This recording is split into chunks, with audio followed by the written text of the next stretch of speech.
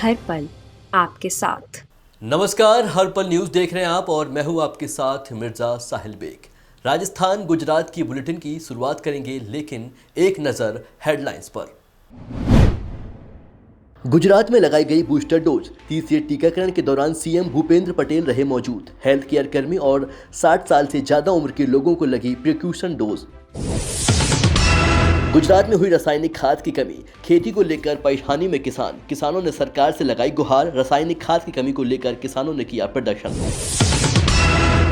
राजस्थान के सीएम आवास पर कोरोना की दस्तक। आवास पर तैनात 27 कर्मचारी कोरोना पॉजिटिव। संक्रमितों में सीएम का ड्राइवर भी है शामिल। राजस्थान के 8 जिलों के बिगड़े हालात। राज्य में डबल हुई टेस्टिंग तो 9 गुना बढ़ा संक्रमण। 8 मरीजों की जा चुकी है जान। गुजरात के मुख्यमंत्री भूपेंद्र पटेल शहरी स्वास्थ्य केंद्र सेक्टर 29 गांधीनगर निगम में अग्रिम पंक्ति में कार्यकर्ताओं और वरिष्ठ नागरिकों को कोरोना वैक्सीन की एहतियाती खुराक देने की पहल के अवसर पर मौजूद रहे हैं। राज्य भर में अनुमानित 9 लाख लोगों को जो इस तरह की सटीक खुराक के लिए पात्र हैं, उन्हें आज पहले दिन राज्य भर के 3500 टीकाकरण केंद्रों के 17,000 से ज़्यादा स्वास्थ्य कार्यकर्ताओं द्वारा ये खुराक देने की बात कही गई है। गुजरात में जंगलों में और उसके आसपास रहने वाले वन्य जीवों के हमलों के चलते लोगों और पशुओं की मृत्यु को जाने की घटनाएं समय समय पर सामने आती है। ऐसे मामलों में राज्य सरकार ने नागरिकों को भुगतान की जाने वाली मुआवजे की दरों में काफ़ी सुधार किया है और नई दरें तय की है। राज्य ने वन और पर्यावरण विभाग की एक सूची के अनुसार राज्य सरकार द्वारा वन्य जीवन के हमलों के कारण मानव मृत्यु, घायल और जानवरों की मौत के मामलों में मुआवजे की नई दरों में बढ़ोतरी की गई है। मानव मृत्यु के मामलों में पहले प्रति व्यक्ति 4 लाख रुपए की सहायता दी जाती थी, अब इसे बढ़ाकर 5 लाख रुपए किया जाएगा। इसी तरह मानव घायल हो जाने के मामले में 40% से 60%, विकलांगता के मामले में 59,100 रुपए के बजाय अब 1 लाख रुपए की सहायता प्रदान की जाएगी। यदि विकलांगता 60% से ज़्यादा है तो 2 लाख रुपए, और यदि घायल व्यक्ति के 3 दिन या उससे ज़्यादा समय तक का अस्पताल में रहता है तो उसे सहायता पहले नहीं दी जाती थी, लेकिन अब 10,000 रुपए का भुगतान किया जाएगा। इसके अलावा दुधारू पशुओं के लिए प्रति पशु मृत्यु सहायता की नई दरें तय की गई हैं, जो अब गाय भैंस के लिए 30,000 रुपए के बजाय 50,000 रुपए तय की गई है। गुजरात में उत्तरायण उत्सव के दौरान प्रतिबंधित चीनी मांझे की बिक्री पर रोक लगाने के बावजूद भी गुजरात की कई शहरों में चीनी तार बेचने का मामला सामने आया है। हालांकि पुलिस ने चीनी तार बेचने वाले आरोपियों को गिरफ्तार कर लिया है और बड़ौदा पुलिस ने 30,650 रुपये मूल्य की चीनी रस्सी को 214 रीलों को भी जब्त कर लिया है। राजकोट में प्रतिबंधित चीनी रस्सी, स्पिन और तुक्कल बेचते हुए 2 व्यापारी पकड़े गए हैं। इसके साथ ही 250 फिरकी और 50 तुक्कल जब्त किए गए हैं। पुलिस ने तरशाली गंगासागर सोसाइटी गुरुद्वारा के बंगल में खुले मैदान में चीनी रस्सियां बेची जा रही थी, जिसके आधार पर रेंडिंग ग्राउंड में कबीर रील और काइट सेंटर में चीनी प्लास्टिक की रस्सी बेचते हुए अल्ताफ भाई, गफर भाई मेमन को गिरफ्तार कर लिया गया है। और वहीं गुजरात के पाटन के राधनपुर शहर में भी चाइनीज रस्सी के साथ एक युवक को राधनपुर पुलिस ने गिरफ्तार किया है। गुजरात से राकेश गोसाई की रिपोर्ट। गुजरात में किसानों के सामने अब खाद संकट आकर खड़ा हो गया है। रबी फसल की बुवाई हुई है और किसान रासायनिक खाद को लेकर काफ़ी परेशान है। डीएपी और यूरिया की पर्याप्त उपलब्धता सुनिश्चित कराने के लिए किसान राज्य सरकार से गुहार लगा रही है और राजस्थान में पाटन, बनासकांठा, सोमनाथ, राजकोट, मेहसाणा और साबरकांठा, भुज, गांधीधाम से रासायनिक खाद की कमी की खबरें सामने आ रही है। कुछ जगहों पर किसानों से प्रदर्शन भी किया है और देश में खाद की कमी की एक बजाय अंतर्राष्ट्रीय बाजार में इसकी आसमान छूती कीमतें भी हैं। चीन द्वारा उर्वरक के एक्सपोर्ट पर अस्थायी रोक और बेलारूस के खिलाफ वेस्टर्न इकोनॉमिक सैक्शंस के चलते ग्लोबल मार्केट्स में उर्वरक की कीमतें और सप्लाई प्रभावित हुई है। इसका असर भारत में उर्वरक के आयात पर भी पड़ा है। इसकी वजह से विदेश से सप्लाई में पैदा हुई दिक्कतें हैं। डीएपी के लिए देश बड़े पैमाने पर रिपोर्ट्स पर निर्भर है और डिमांड और सप्लाई में गैप और कम आयात की वजह से देश में डीएपी और यूरिया खाद की कमी का संकट पैदा हो गया है। गुजरात में राकेश गुसाई की रिपोर्ट। अहमदाबाद समेत पूरे राज्य में कोरोना के मामले तेजी से बढ़ रहे हैं। पाटन जिले के धारपुर सिविल अस्पताल में बच्चों के लिए खास इंतजाम किए गए हैं। शहर के सिविल अस्पताल में कोरोना के संक्रमित बच्चों के लिए एनआईसीयू, पीआईसीयू और वेंटिलेटर बेड लगाए गए हैं। धारपुर सिविल अस्पताल में बच्चों के लिए की गई व्यवस्था के संबंध में सिविल अस्पताल सुप्रीडेंट मनीष समावत ने बताया कि फिलहाल संक्रमित बच्चे का कोई मामला सामने नहीं आया है, लेकिन बच्चों के संक्रमित होने की आशंका के आधार पर हमने तैयारियां शुरू कर दी है। बच्चों के लिए विशेष वार्ड बनाए गए हैं। ये समय बच्चों को बचाने का है और बच्चों के आसपास रहने वाले बच्चों के संक्रमित होने की संभावना कम होती है यदि उन्हें टीका लगाया जाता है। और धारपुर मेडिकल हॉस्पिटल में कोरोना के चलते पुख्ता इंतजाम किए गए हैं। और गुजरात से राकेश गुसाई की रिपोर्ट। ये બધું રિવ્યુ કરવા માટે આવી રહ્યા છે કે શું ઓમિક્રોનની પરિસ્થિતિ છે, કોવિડની અને કેટલા જિલ્લાની તૈયારી શું છે। गुजरात में कोरोना और उसके नए वेरिएंट ओमिक्रॉन के मामले लगातार बढ़ते जा रहे हैं। दूसरी लहर की तुलना में 5 गुना तेजी से नए मामले सामने आए हैं।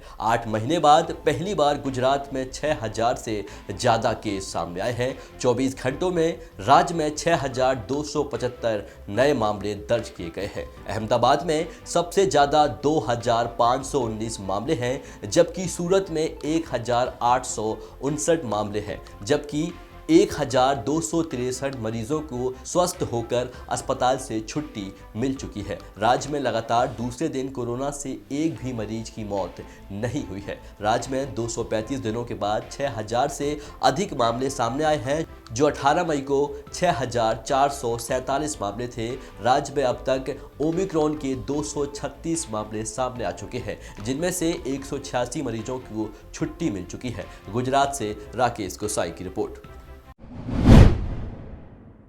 गुजरात के पाटन में राधनपुर मेहसाड़ा रोड पर कार और जीप के बीच भिड़ंत हो गई। इस हादसे में एक की मौके पर ही मौत हो गई, जबकि 2 लोग गंभीर रूप से घायल हो गए हैं। घायलों को 108 के जरिए राधनपुर रेफर कर दिया गया है और अस्पताल में उनका इलाज चल रहा है। हादसे के बाद राधनपुर पुलिस ने मौके पर पहुंचकर आगे की कार्रवाई शुरू कर दी है। गुजरात राज्य में शीतलहर के चलते एक बार फिर सर्दी का प्रकोप बढ़ गया है। प्रदेश के अहमदाबाद समेत 8 शहरों में न्यूनतम तापमान लुढ़ककर 9 डिग्री से कम हो गया है। सबसे कम 6.8 डिग्री तापमान कच्छ के नालिया में रहा है। मौसम विभाग के सोमवार और मंगलवार को कच्छ और उत्तर गुजरात के अहमदाबाद, बनासकांठा, गांधीनगर और पाटन में शीतलहर की चेतावनी दे दी है। राजधानी गांधीनगर में इससे भी ज़्यादा सर्दी का प्रकोप रहा है, जहां न्यूनतम पारा 7.3 डिग्री दर्ज किया गया है, जबकि डीसा में 9.8 डिग्री, बड़ोदरा में 9.2 डिग्री और अमरेली में भी 9.2 डिग्री और केसोद में 8.6 डिग्री सेल्सियस न्यूनतम तापमान रिकॉर्ड किया गया है। राज्य के अन्य प्रमुख शहर सूरत में न्यूनतम तापमान 15.6, राजकोट में 10.3 और भुंज में 12.2, भावनगर में 11.6, सुरेंद्रनगर में 10.12 डिग्री रहा है। संभावना जताई जा रही है कि अगले दिनों में सर्दी का जोर और बढ़ सकता है। वहीं उत्तर गुजरात से सटे माउंट आबू में ठंड माइनस से पहुंच गई है। माउंट आबू में पानी की टंकियां, गाड़ियां और बगीचे बर्फ से ढक गए हैं। वहीं उत्तरायण के 2 दिनों ठंड के कारण लोग सुबह पतंगबाजी का आनंद नहीं उठा पाएंगे। उत्तरायण पूरा होते ही 16 से 18 जनवरी तक फिर से बारिश का पूर्वानुमान है। मौसम विभाग ने कहा है कि अगले 2 दिनों के दौरान कच्छ, अहमदाबाद, गांधीनगर, बनासकांठा, पाटन में कड़ाके की ठंड पड़ सकती है और इस वजह से येलो अलर्ट रहेगा। हालांकि बुधवार से ठंड में कमी आएगी और न्यूनतम तापमान में 3 डिग्री की बढ़ोतरी होगी। गुजरात के पाटन के हारी शहर में श्री कृष्ण गौशाला और गांव जनों के श्रीमद् भागवत कथा के संग संत बानी कार्यक्रम आयोजित किया गया। इस कार्यक्रम में कथा संत की गुरु कालिदास बापू अपनी बाणी से भक्तों को भक्ति रस दिया। आपको बता दें कि कथा और संत बाणी कार्यक्रम गौशाला के लाभार्थ में किया गया। हारीज शहर में आयोजित कथा के साथ लोक दायरा और संत बावनी का आयोजन किया गया है। कार्यक्रम के दौरान श्री कृष्ण गौशाला प्रमुख लालजी महाराज ने बताया, ये कार्यक्रम रखा है गौ की सेवा के लिए। ये उत्तरायण का समय है और दान पुण्य का ये त्यौहार आ रहा है, इसी के हिसाब से ये कार्यक्रम गौ सेवा के लिए रखी है। हमारी यहाँ की सब सेवा गायों को ऑपरेशन और यहाँ बीमार गायों की लाई जाती है एम्बुलेंस द्वारा, और यहाँ लाने के बाद उसकी सेवा होती है, रोटी खिलाई जाती है उनको और खान दिया जाता है और सब ये सेवा हो रही है। और श्रीमद् भागवत सप्ताह का आयोजन भी किया हुआ है।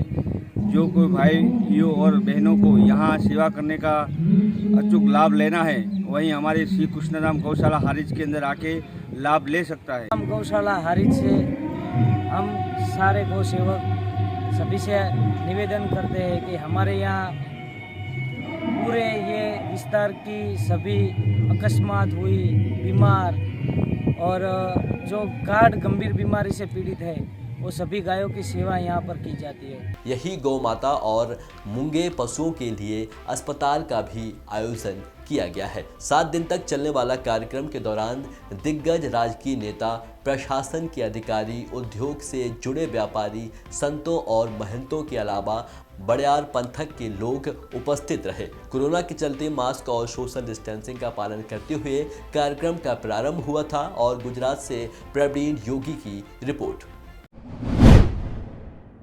राजस्थान में टेस्टिंग बढ़ने के साथ ही कोरोना के केसों में उछाल आया है। राज्य में पिछले 9 दिन में टेस्टिंग डबल कर दी गई है तो संक्रमण दर 9 गुना बढ़ गई है। नए साल की शुरुआत से रविवार 9 जनवरी तक 19,950 मरीज मिल चुके हैं, जबकि 8 मरीजों की जान जा चुकी है। 1 जनवरी को 301 केस मिले थे, वहीं 1 जनवरी तक रोजाना औसतन 30 से 31 हज़ार की संख्या में टेस्ट किए जा रहे थे, जो अब बढ़कर 62,000 से ज़्यादा होने लगे हैं। इसके कारण पिछले एक सप्ताह की औसत टेस्ट पॉजिटिविटी रेट 5% तक पहुंच गई है, जो प्रदेश में कम्युनिटी स्प्रेड को इंडिकेट करती है। वहीं जिले भर की स्थिति देखें तो अजमेर, भरतपुर, बीकानेर, चित्तौड़गढ़, दौसा, जयपुर, जोधपुर, कोटा और उदयपुर में भी हालात बेकाबू होते जा रहे हैं। इन जिलों में संक्रमण की दर 9% से ज़्यादा हो गई है और इसे देखते हुए राज्य सरकार ने कोरोना को कंट्रोल करने के लिए नई गाइडलाइन जारी कर दी है।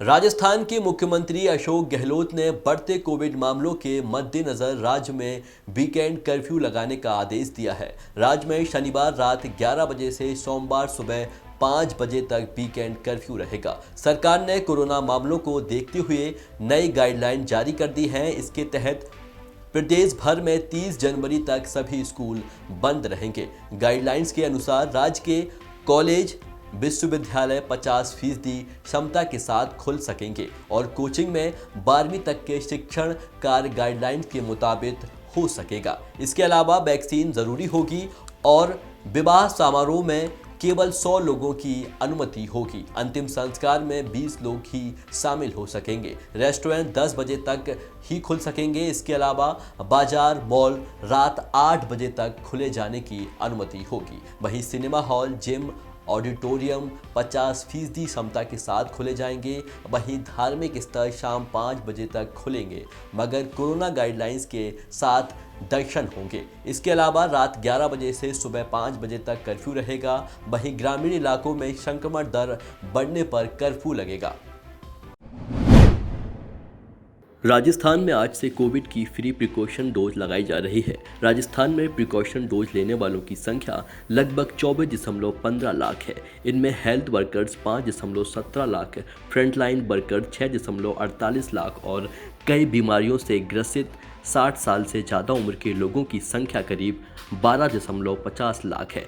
चिकित्सा मंत्री प्रसादी लाल मीडिया ने लोगों से ज़्यादा संख्या में कोविड की प्रिकॉशन डोज लगवाने की अपील की है। मेडिकल डिपार्टमेंट के प्रमुख सचिव वैभव गलेरिया का कहना है कि कोविड-19 टीके की प्रिकॉशन डोज कोविन ऐप से दर्ज दूसरी खुराक की तारीख में 9 महीने पूरे होने पर दी जा सकेगी।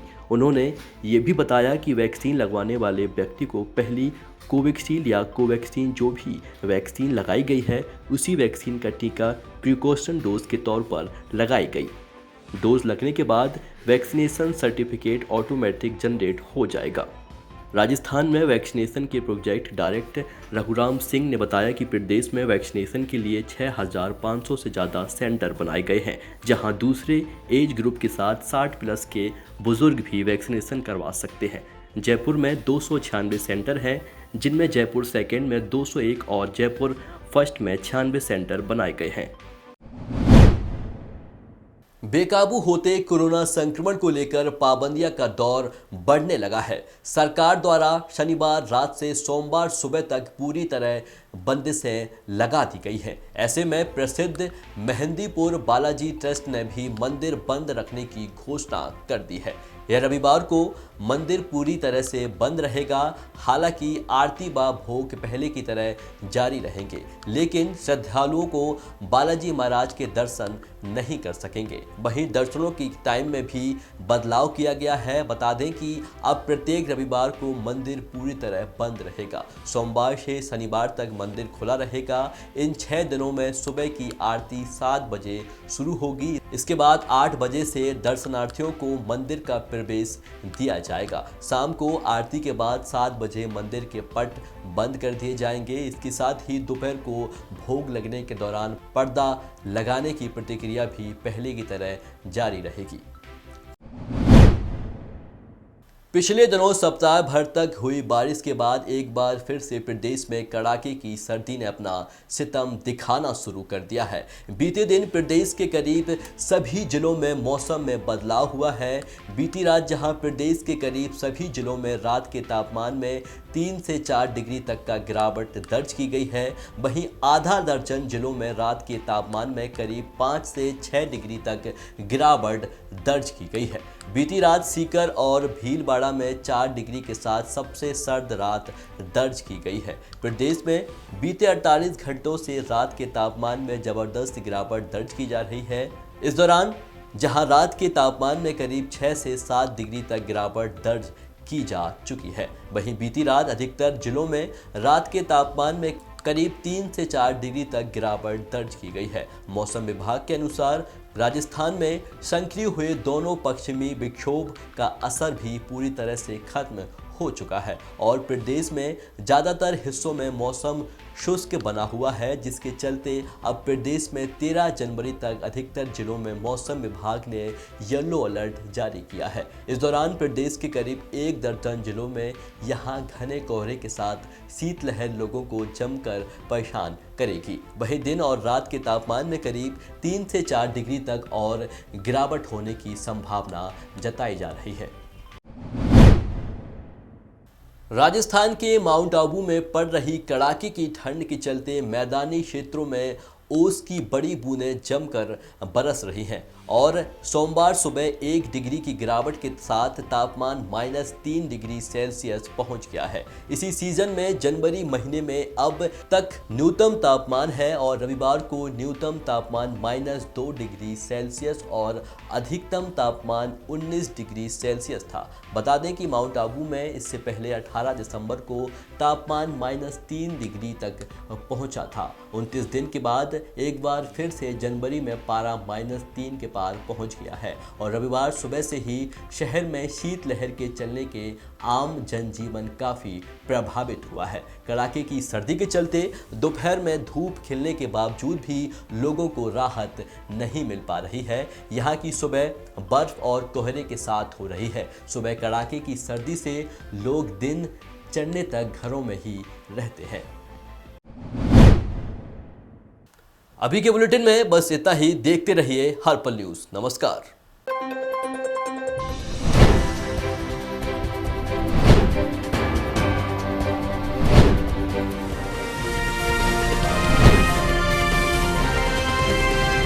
हर पल आपके साथ।